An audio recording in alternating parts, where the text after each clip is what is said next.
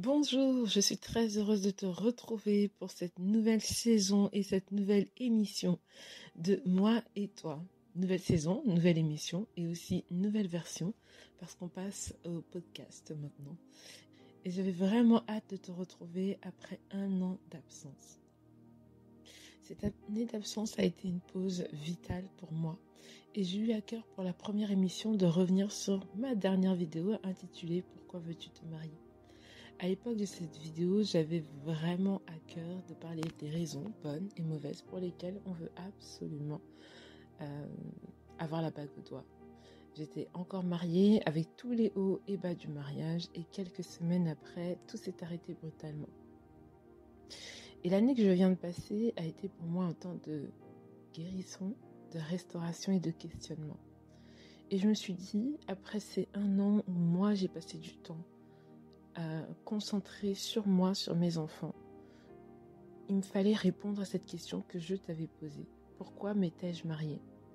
Parce que personne ne se marie avec la pensée qu'un jour tout s'arrêtera.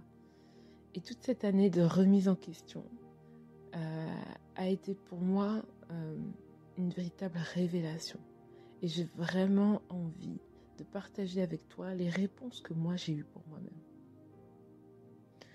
Première réponse, ne te marie pas parce que c'est la mode. Si tout le monde autour de toi se marie, tes amis, tes neveux, tes nièces, je peux comprendre que cela te mette la pression. Mais sache que la pression est souvent mauvaise conseillère parce qu'elle nous fait voir la vie d'un seul côté. Elle nous pousse à prendre des décisions que nous n'aurions pas prises si nous avions été lucides. Alors, quelle que soit la pression que tu as, qu'elle soit sociale, parce que, comme je viens de te le dire, les gens autour de toi se marient et demandent à chaque mariage quand est-ce que cela sera ton tour. Ou physique, parce qu'on a notre horloge biologique qui nous rappelle que le temps passe. Il est important de prendre un temps de lucidité, un temps où tu te poses, avant de songer à te marier et d'être prête, pas en fonction des autres, mais en fonction de toi-même. Moi, je sais qu'à l'époque, je ne me suis pas mariée parce que c'était la mode. Mais tu vas entendre dans les réponses que je vais t'apporter juste après qu'il y a d'autres aspects beaucoup plus profonds pour lesquels je me suis mariée et qui peuvent expliquer en partie le résultat 10 ans plus tard. Alors marie-toi parce que tu es prête. Et être prête, c'est s'aimer d'abord. Se marier pour être aimé est certainement l'une des pires raisons pour laquelle on peut désirer avoir la bague au doigt, car elle révèle souvent que nous nous aimons déjà peu. Moi, j'étais de ces femmes qui voulaient être aimées, avoir un mari qui ne voit que moi, et n'aime que moi. Mais mon principal problème, c'est que je ne m'aimais pas assez. Et la Bible nous dit d'aimer notre prochain comme nous-mêmes. Il y a même un dicton français qui dit que la charité bien ordonnée commence par soi-même. Moi, je te dirais même que l'amour bien ordonné commence par soi-même. Et je ne peux pas demander de l'amour ou donner de l'amour que je n'ai pas pour moi-même. Pour ma part, je n'aimais pas mon corps. Je faisais une montagne de mes défauts de caractère parce que c'est ce que les gens mettaient toujours en avant chez moi. Je ne voyais pas ce que j'avais de bon à offrir. Et quand on me reprochait quelque chose, je pensais que c'était vrai. Dès qu'on me disait que j'étais moche, je le croyais. Dès qu'on me disait que j'avais un sale caractère, je le croyais. Bref, je ne connaissais pas ma valeur. Et j'ai laissé des personnes me dévaloriser. Car moi-même, je le faisais, sans forcément le manifester, mais je le faisais dans mon dialogue intérieur. Et le mariage n'a rien arrangé. Et tu sais, c'est dans le mariage que nos plus grandes carences se manifestent. Manque de confiance en soi, sentiment d'infériorité, sentiment d'insécurité. Et parfois, ton conjoint a aussi des carences que tu n'arriveras pas à combler parce que tu as les mêmes ou parce qu'il n'y a pas d'équilibre, tu vois. Et c'est un cercle vicieux qui s'installe. Toi, tu dis, j'ai besoin d'amour, j'ai besoin de confiance, j'ai besoin d'attention, j'ai besoin que tu me regardes. Et lui, il te répond, j'ai besoin d'amour, j'ai besoin de confiance, j'ai besoin d'attention. Et au final, c'est un jeu à somme négative, moins plus moins égale moins, et vous vous entraînez vers le fond. C'est difficile pour moi de partager cela avec toi après 10 ans de mariage.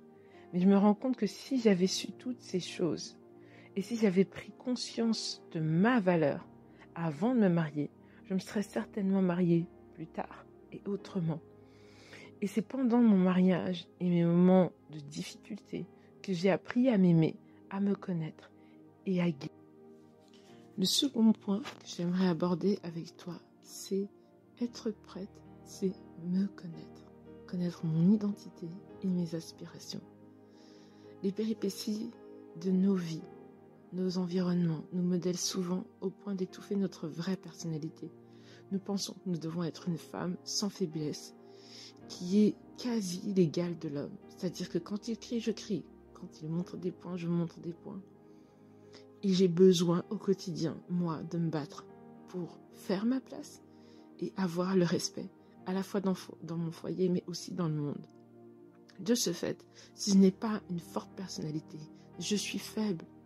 Et moi, j'étais comme ça, je pensais comme ça. Je me disais même que aucun homme ne marcherait sur ma tête et que je montrerais aux hommes que je pouvais être leur égal. Tu travailles, je travaille. Tu gagnes de l'argent, je gagne de l'argent. Tu parles fort, tu es autoritaire. Je peux l'être tout autant. Mais une fois dans le mariage, avec ce genre de pensée, on est deux hommes dans le foyer à vouloir l'autorité, à vouloir diriger le foyer. Mais une fois dans le mariage, avec ce genre de pensée, on est deux hommes dans le foyer à vouloir l'autorité, diriger le foyer. Or, il ne peut y avoir deux capitaines dans un navire. Et je pensais véritablement être dans le vrai. Finalement, c'est plus tard que j'ai compris que ce n'était pas le bon modèle. Mais après combien d'années de souffrance? Après combien d'années de lutte? J'ai compris que derrière tout cela, il y avait beaucoup de déceptions, de blessures, et qu'il y avait une autre femme en moi qui était bien plus forte naturellement que celle que je pensais être, bien plus douce. J'ai donc laissé Dieu me montrer la vérité. J'ai laissé Dieu me guérir, me restaurer, pour que je puisse embrasser le plan originel qu'il avait pour moi.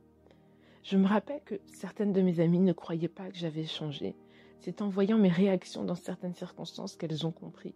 J'ai compris que la douceur ne changeait rien à ma personnalité. Au contraire, cela lui apportait une force et une mesure bien plus importante qu'avant.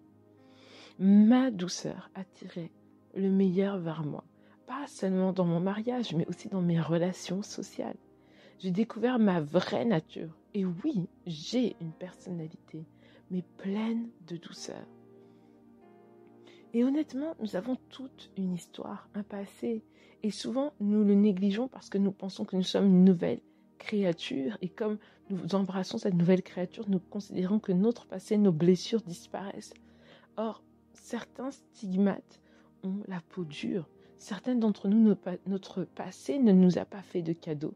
Il nous a endurcis et blessés. Nous avons construit une carapace pour mieux nous protéger. Nous sommes des femmes meurtries, bien que debout, brisées, qui essayent d'avancer dans la vie. Et c'est important de regarder ce passé en face et de confronter autant que possible nos maux pour guérir. Et aujourd'hui, je me dis que si j'avais laissé Dieu balayer ma maison, et quand je dis ma maison, c'est moi, mon fort intérieur, je me serais certainement mariée autrement, gérer certaines situations autrement. Mais la vie est une école. Et ce que nous apprenons n'est pas forcément pour notre mal, car cela peut servir à d'autres. Alors je te pose la question, qui es-tu réellement? Qui es-tu en Christ? Est-ce que ta personnalité n'est pas enfouie sous des blessures, sous des expériences qui t'ont brisé, qui t'ont façonné, qui t'ont rendu dur, ou parfois même qui t'ont rendu, comment dire, je dirais pas faible, mais qui t'ont rendu presque, oui, comme si tu subissais la vie, tu vois. Quelles sont ces blessures qui aujourd'hui ont pris le pas sur ta personnalité et qui te font croire que tu es la femme que tu es, alors qu'il y a quelque chose de bon chez toi? Moi, je ne crois pas qu'il y a des gens qui n'ont rien de bon à offrir. Non, je crois que les femmes, nous avons des choses bonnes à offrir.